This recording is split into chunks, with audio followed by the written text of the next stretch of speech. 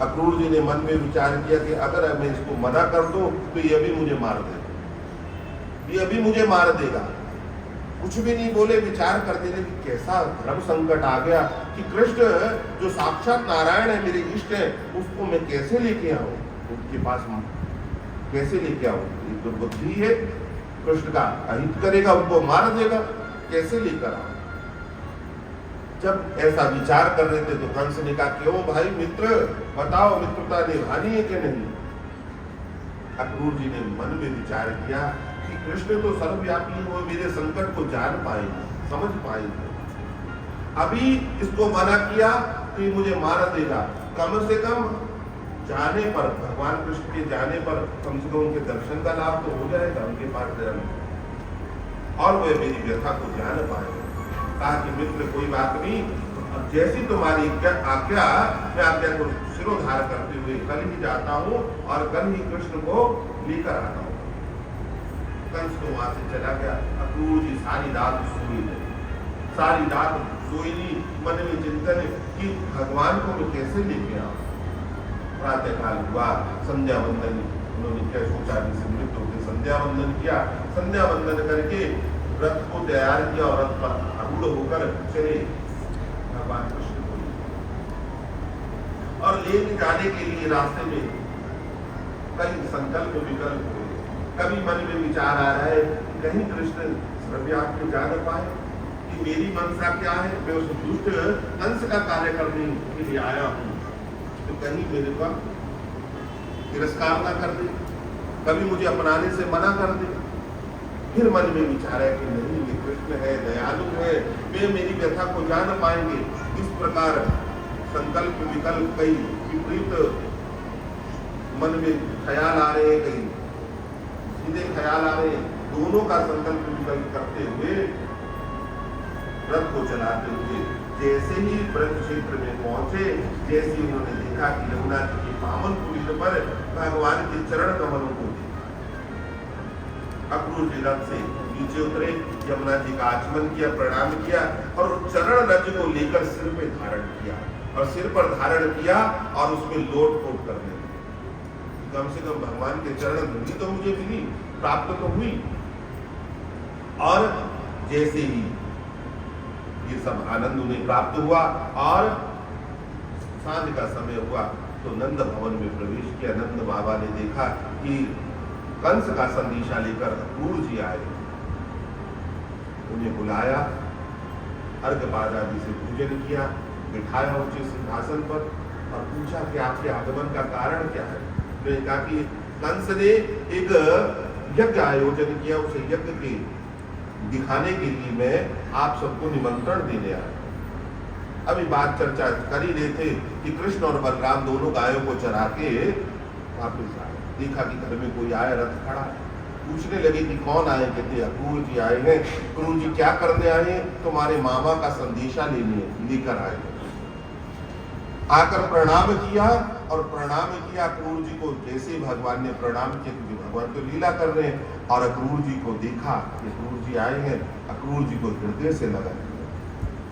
अक्रूर जी के मन में जो जो विचारधाराएं थी, जो जो मन के संकल्प थे, वो सब पूर्ण होते दिखाई कि भगवान ने मेरा आलिंगन किया, मुझे अपने हृदय से लगाया और बिठाकर अक्रूर जी को भगवान कृष्ण पूछने लगे कि क्या संदेश लाए।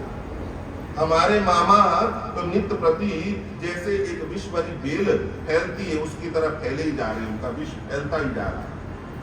आप क्या संदेशा लाएंगे? तो अक्रूर जी ने कहा कि मैं संदेशा ये लाया हूँ कि वे एक धनुष यज्ञ का आयोजन कर रहे हैं, उसमें नंद बाबा आदि गोरस आदि लेकर सब वहां पर उपस्थित हो, और हे कृष्ण, तुम्हारे लिए तुम्हारे मामा ने विशेष निमंत्रण भेजा कि आप भी उसमें सम्मिलित हो। कृष्ण ने कहा कि अच्छा, मेरे मामा ने मुझे बुलाया। क्यों भैया? बलराम जी ने कहा ठीक है, मामा जी ने बुलाया, पहली बार तो बुलाया, अभी तक तो मामा जी गिफ्ट भेजते जा रहे थे, जो जो गिफ्ट भेजा मामा जी ने हम बोलते रहे, खेलते रहे उससे। अब तो मामा के घर से निमंत्रण आया, चलेंगे भैया? मैंने कहा चलेंगे। नंद बाबा से प्रार्थना की कि बाबा हम भी आपके साथ चलेंगे, हम भी यज्ञ को देखना चाहते क्या क्या होगा। नंद बाबा ने कहा कि ठाकुर जी लाला जैसी तुम्हारी इच्छा। अब जैसी तुम्हारी इच्छा ऐसा तो कहा, रात्रि का भोजन हुआ। यशोदा मैया नंद बाबा से कहती तुमने ऐसे कैसे कह दिया, तुम्हारी इच्छा तुम नहीं जानते कि कंस कैसा दुष्ट है, तुमने लाला को जाने की आज्ञा कैसे दी। रात्रि का समय हुआ, मैया दूध लेकर जब आई ठाकुर जी के पास, कहा कि कन्हैया तुम्हें कहीं नहीं जाना, क्या तू छोड़ के मुझे चला जाएगा, तुझे आज यज्ञ प्रिय है, मैं प्रिय नहीं हूँ, क्या मेरे प्रेम में कोई कमी है क्या। भगवान ने कहा मैया ऐसा कोई बात नहीं, मैं यज्ञ देख के वापस आ जाऊंगा। मैया जानती थी कृष्ण जाएगा तो वापस नहीं। मैया दूध सरहाने पे रख के और बिना लोरी सुला के जाने लगी, तो भगवान कृष्ण ने कहा मैया मैंने तो कल सुबह छोड़ना और आप तो मुझे अभी छोड़ के जा रही, आप तो मुझे अभी छोड़ के जा रही, कम से कम अपनी दिनचर्या की, जो मुझे लोरी सुनाना, मुझे अपनी गोदी में सर रख मेरा रख के आप मुझे सहलाती, कम से कम वो तो करती जाओ। मैया ने किया और मैया जैसी गोदी में कन्हैया का सर लेती है, अपने अश्रुधारा को रोकना चाहती नहीं, कन्हैया अपने माता से आलिंगन करते हैं। और संत कहते हैं कि माता से कहते हैं कि मैया मेरा जो उद्देश्य है उसकी पूर्ति भी कर दीजिए। जब ऐसा कहा तो मैया कहती कि कन्हैया तुम विश्राम करो। प्रातः काल हुआ, मैया कन्हैया को उठाने के लिए आई, उठाया कन्हैया को, अपने हाथ से माखन भिगोया आग में। मैया ने स्वयं स्नान करवाया कन्हैया को, स्नान करवा के सुंदर मैया ने श्रृंगार किया और सब हरे मन से मैया श्रृंगार करती जा रही है। और जैसे कन्हैया को बिठाया माखन खिलाने लगी और मैया कहती है कन्हैया आज ये माखन खा लो, दोबारा ना तो मेरा सौभाग्य होगा तुम्हें ये माखन खिलाने का और तुम्हें तो कोई ना कोई खिला ही देगा, परंतु मेरा सौभाग्य नहीं होगा कि मैं तुम्हें दोबारा माखन खिला पाऊं। जैसे कहा तो मैया रोने लगी, लाला भी रोने लगी। इतने में अक्रूर जी ने आए, सबने भोजन प्रसादी पाया और आगे चलने का समय। माता ने हृदय से लगाया और अश्रुभर नेत्रों से कन्हैया का अभिषेक किया। नेत्रों से अश्रु धारा बहती जा रही है और कन्हैया का अभिषेक होता है। कन्हैया फिर भी अपने मन को बांधे के बाहर निकले। जितने गांव के वृद्ध जन थे सब आकर खड़े हो गए। ये नंदराय तुमने कैसे निर्णय ले लिया, कैसे कन्हैया को जाने दिया, जाने के लिए तैयार तुमने आज्ञा दी थी, हमसे तो पूछा होता। क्या आज कन्हैया का तुम्हारा कन्हैया पर अकेले अधिकार हो गया? अरे कन्हैया हमारा भी है, हमसे तो पूछा होता। वृद्ध जन तरह तरह की बातें कह रहे हैं। कन्हैया सबसे कह रहे कि बाबा मैं जल्दी आ जाऊंगा, मैं जल्दी आ जाऊंगा।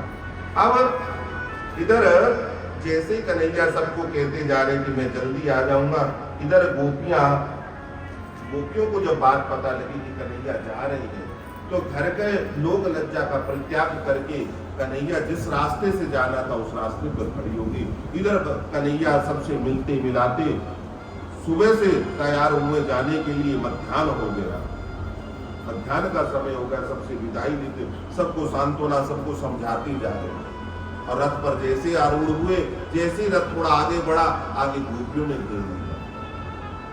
कन्हैया तो हमें छोड़कर नहीं